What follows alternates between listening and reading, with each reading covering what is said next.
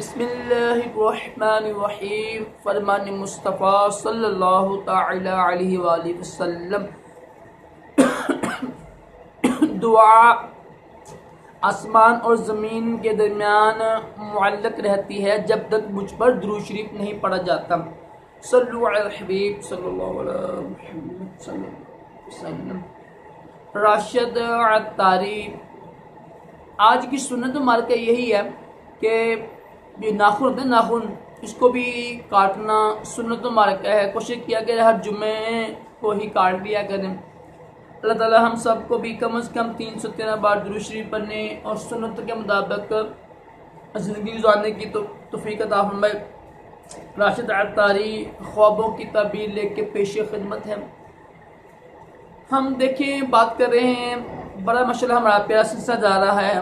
پہلے اللہ تعالیٰ کے بارے میں یعنی کچھ خواب کی تعبیر بیان کی، پھر فرشتوں کے بارے میں حضرت جبرائیل علیہ السلام، میکائیل علیہ السلام، عزرائیل، الحمدللہ ساری میری ویڈیو بنی ہوئی ہیں۔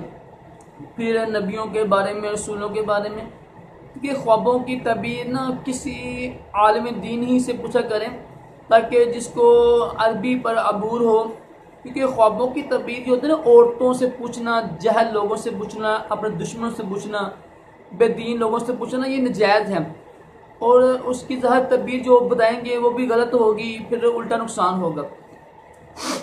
تو آج ہم بات کریں گے حضرت آدم علیہ السلام کو خواب میں دیکھنا۔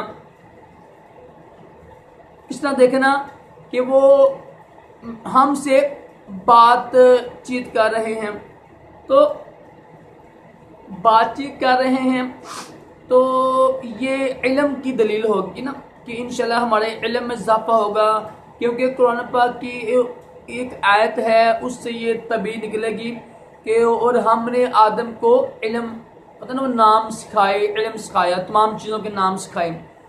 تو قرآن پاک تفصیل جو تعبیریں ہوتی ہیں خوابوں کی، قرآن پاک کی آیتوں ہی سے نکلتی ہیں۔ اس لیے یہ تو نا خواب کا بالکل انکار کر دینا مطلقاً کہ خواب کوئی چیز نہیں ہوتی، یہ کفر ہے، کیونکہ خواب قرآن پاک سے ثابت ہے نا۔ ہاں یہ ہے کہ اس کی تعبیر بیان کرنا ہر بندے کے بس میں نہیں ہوتا، ظاہر ہے قرآن پاک کی کسی آیت سے تعبیر نکلتی ہے، حدیث مبارکہ سے، اور ضروری نہیں ہوتا کہ جو ہم دیکھ رہے ہیں اسی کے مطابق خواب ہو۔ اکثر خواب الٹے بھی ہوتے ہیں نا۔